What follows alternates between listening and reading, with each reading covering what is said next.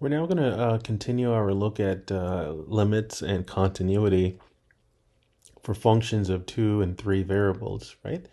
Now let's talk a little bit about continuity because this is a concept that actually helps us quite a bit previously when we had to evaluate certain limits. Now remember the definition for continuity. So um, this going back to a function of a single variable. So y equals f of x is continuous, right, at x equals a if and only if, well, the limit as x approaches a of f of x, and here I'm just specifying the two-sided limit, right? And then this is equal to f of a, right? And this is why one of the first things you attempt to do when you're evaluating a limit algebraically, you simply try to plug it into the function. So you try to plug a into f and see if you can evaluate it. Now, if you get a number, you know that's it. Your work's done. However, if you end up dividing by 0, depending whether you get something like 1 over 0 or 0 over 0, you have to either think about it a little bit more or do a little bit more work. And it turns out this is similar for functions of 2 or 3 variables, right? So let's go ahead and state continuity for a function of 2 variables and one of 3 variables. So a function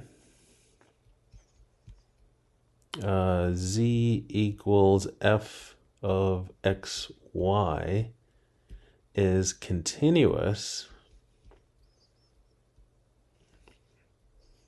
at the ordered pair. So I'm going to use AB. Since I used A here, I'm just going to use AB.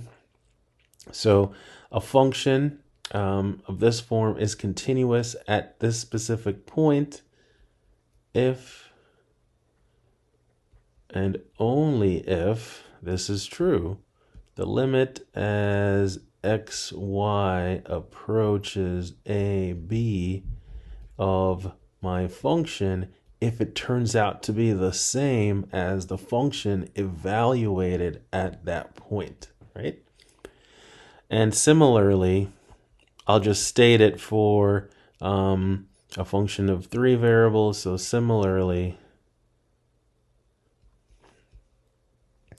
w equals f of x, y, z. So now we have a function of 3 variables, right, is continuous at, and now I need an order triple. So A, B, C, if and only if, yeah, so that the limit as xyz approaches ABC is equal to f of ABC. And I don't think I've ever said that many letters in that such a short time interval, but nonetheless. So yeah, you have your x, y, z. That approaches A, B, C. Your function is of x, y, z. And if that limit is equal to f of A, B, C. Now again, remember when we write this, we're now saying along every path, right, that's approaching the point A, B, the function approaches its function value. And similarly, at every path, right, approaching the point A, B, C, this function will approach its function value, right? So, when you think about continuity for a curve, you think about no holes, no jumps, things like that. Well, what does it mean for these surfaces? Well, think about these surfaces being made out of clay. You kind of mold them into like peaks and valleys of clay. Well, if there are no holes in your clay, no like breaks, no slices in your clay, no parts where your clay just essentially breaks, right? That's what we would mean by a continuous surface, right? Think again, another example will be, like your nice bed sheet. You kind of you throw it up in the air, and when you look at it, there are no holes. It's just kind of wavy.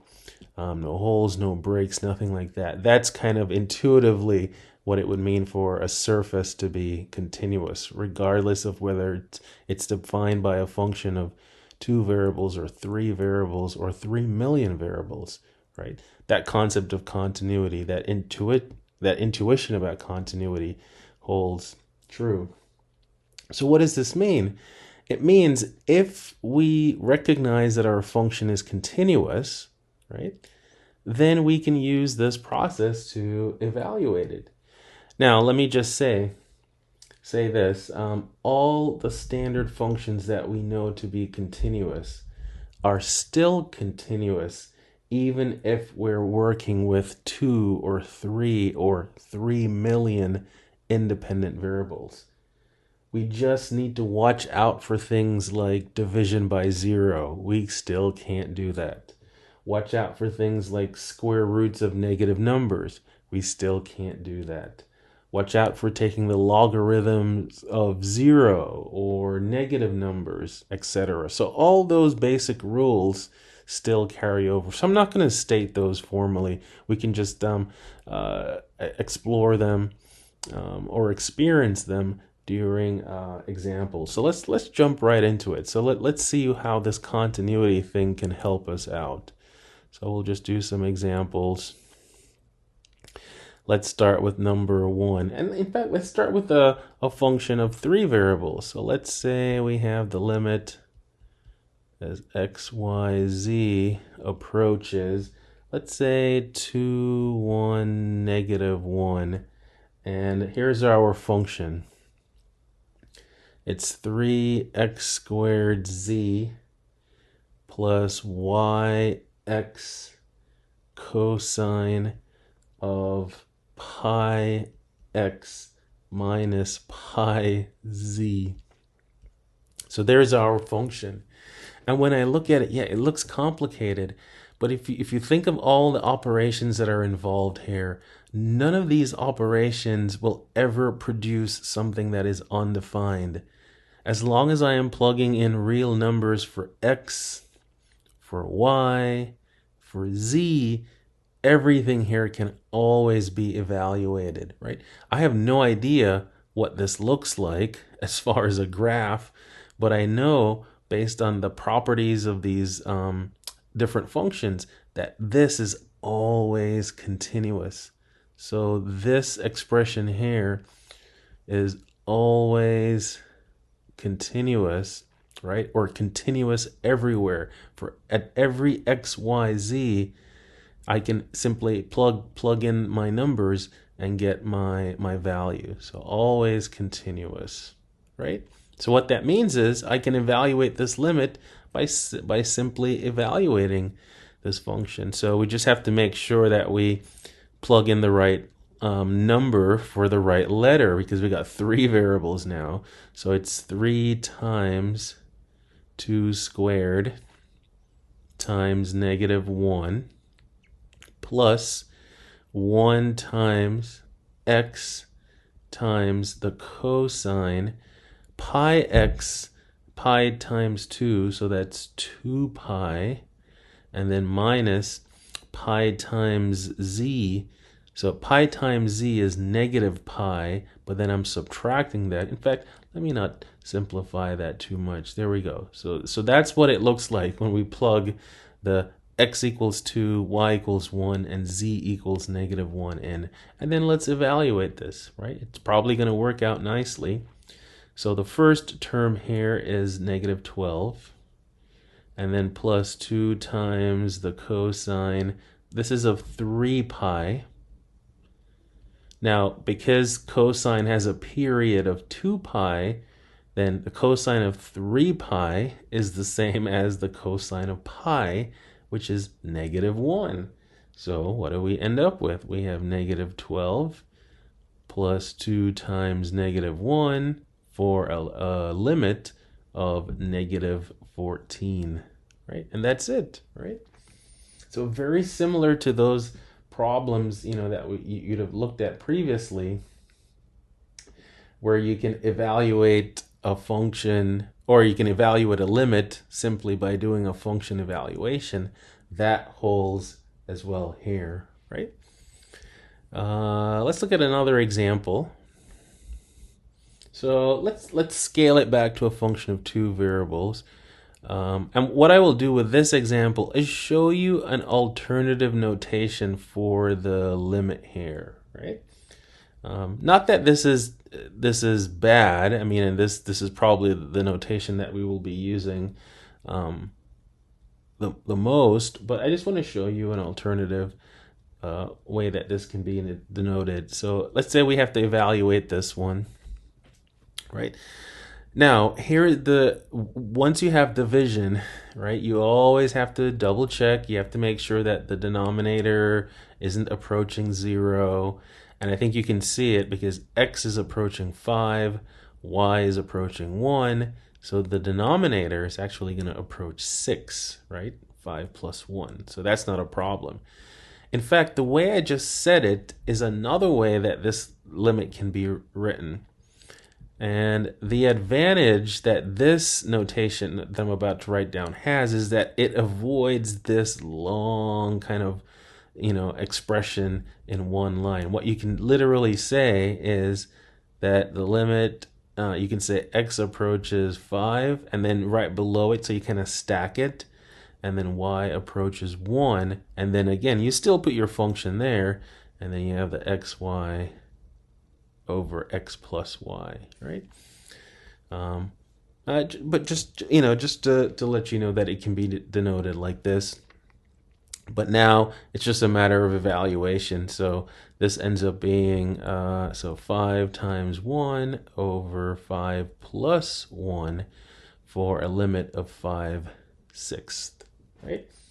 So not really a difficult calculation at all, as long as you can evaluate it, right? And we can identify when we'll get a nice number, or, it's not always that nice. Let's take a look at this one. So let's take a look at the limit as xy approaches, let's say 1, 1. And now my function is 2x squared minus xy minus y squared over x squared minus y squared, right? So if you take a look at the numerator and say, well, what's going to happen to the numerator? Now, the top and the bottom separately are polynomials. These are now polynomials that involve multiple variables, right? And that's fine. The problem is the limit as xy approaches 1, 1 of the top. So if I just look at the numerator, right, like this, well, I end up with 2 minus 1, which is 0. And I think it's even easier to see that when we take the limit of the bottom, the xy, right, approaches 1, 1 of the expression x squared minus y squared, we end up with, again, 1 minus 1, which is 0. So this is actually one of our, dreaded indeterminate forms, right? So this is still indeterminate. It doesn't matter if it comes about in a function of 1 variable, 2 variables, or 3 million variables. If you end up with 0 over 0, it's still indeterminate, right? Well, what do? Well, once we got really fancy with our single variable calculus, we relied heavily on L'Hopital's, but unfortunately there is no L'Hopital's for a function of 2 or more variables. So we have to rely quite a bit on algebra, right? And again, since these are polynomials, what do we tend to do with polynomials? We tend to factor them. So let's see if we can factor the top and factor the bottom, right? Because the fact that we end up with 0 over 0, it means that these two polynomials should have a common factor. We just have to find what it is so we can reduce it, right? And get rid of it and throw it away. Be gone.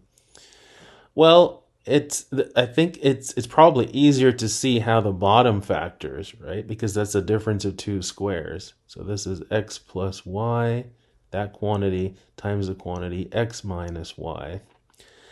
The top part, it's if you look at the coefficients, right? The coefficients actually they're giving me a clue that hey, this should be factorable using a pretty standard technique. When I look at it, I see that 2x plus y. So if I have one factor of 2x plus y, and then another factor of x minus y, and yeah, that works. If you kind of FOIL this out and collect the like terms, you see that yeah, you do end up with that trinomial in the numerator. So that's the factorization, and then we can see the common factor. So it was the x minus y in both the top and the bottom. That's actually what was producing the 0, 0 when I plugged in 2, 2. I'm sorry, 1, 1. I said 2, 2 because I was kind of thinking ahead. You notice we would still have an indeterminate form if xy was approaching 2, 2. As long as the x and y are the same, then these two factors would produce a 0, right? A 0 in the top and a 0 in the bottom. But once we've identified that common factor, then we can reduce it completely and say be gone. So then that limit, right? So what we're doing here is removing that we're removing that problem child, if you will, and reducing it leaves 2x plus y over x plus y. And now we can evaluate it because we're not going to get 0 over 0. In fact, when we evaluate this function at 1, 1, we'll get 2 plus 1 over 1 plus 1. So that's 3 halves, right? So again, let me just write something about this. So if for this particular function, right? So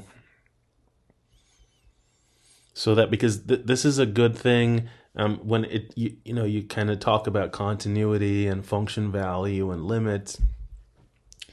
So for this function,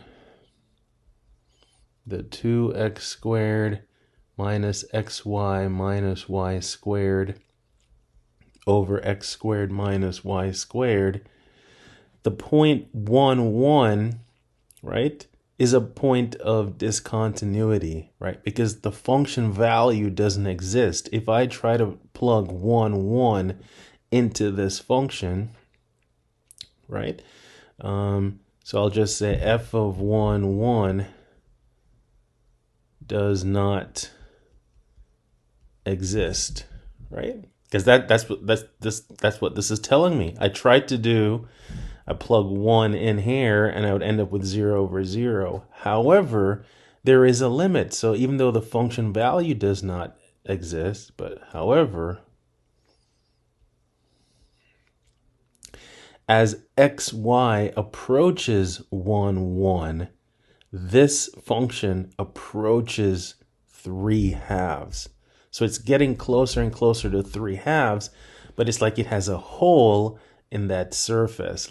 So now this is an example of where you have a hole in our clay, right? So however, as xy approaches 1, 1, f of xy approaches 3 halves. And this is an example. This is an example of what it looks like when you have a function of two variables that would have a removable discontinuity at a particular point. So hence f of xy has a removable discontinuity at this point. Has a removable discontinuity at the point 1, 1. Function value doesn't exist, but the limit does. Right? And remember, removable discontinuity is just another way of describing having a hole there. All right? So let's do one more example of this. So let's take a look at the limit as, not xy, but let's say x comma y approaches 1, 1. Let's say also 1, 1. But let's do something like this. And I'm going to make it very similar to the function in part 3, or question 3. Let's have x squared minus y squared over, and now x squared minus 2xy plus y squared, right? And again, it shouldn't be too hard to realize that if I plug in x equals 1 and y equals 1, I am going to get my dreaded indeterminate form. The limit of the top is 0. The limit of the bottom is 0. So still indeterminate, right? And again, we can see that a similar type of factorization will help here. We can see now at the top, we have the difference of two squares. So this is the limit as xy approaches 1, 1. So when I factor the top, I'll have x minus y times x plus y. At the bottom, if you look closely, it is a perfect square. It is the quantity x minus y squared. So now we can see that common factor, right? So common factor. And then what do we end up getting? Well, so if we reduce, when we reduce the by the factor x minus y, this goes away completely, but we only get rid of one of the factors in the denominator. And that leads to a little problematic issue, right? Not problematic, but just something we need to be aware of. So what we end up having is x plus y over x minus y. This is now completely reduced. What do we end up with? We end up with something non-zero in the numerator. Now the numerator approaches 2, but then the denominator approaches 0 because I still have a factor of x minus y. So I basically have this, which does not exist, right? So this is an example. So this is still considered, it's still an infinite limit. It's an infinite limit in this higher dimension, right? So this is an infinite limit. And what this means now is the function has an infinite discontinuity at this point, right? So whereas in the previous example, we were able to remove the 0 over 0 completely and get a nice number. In fact, it's still right here. We got that 3/2. Now with this particular function, even after removing the factor that's giving me the 0 over 0, I'm still left with that same factor in the denominator. So I essentially have 2 over 0, and this is the form of an infinite limit, right? So I'll just make this note. So at 1, 1, this function now has so it's certainly not continuous. It has an infinite discontinuity. So like it goes off to either plus or minus infinity, depending on direction. So at x at 1 comma 1, this function, this x squared minus y squared over x squared minus 2xy plus y squared has an infinite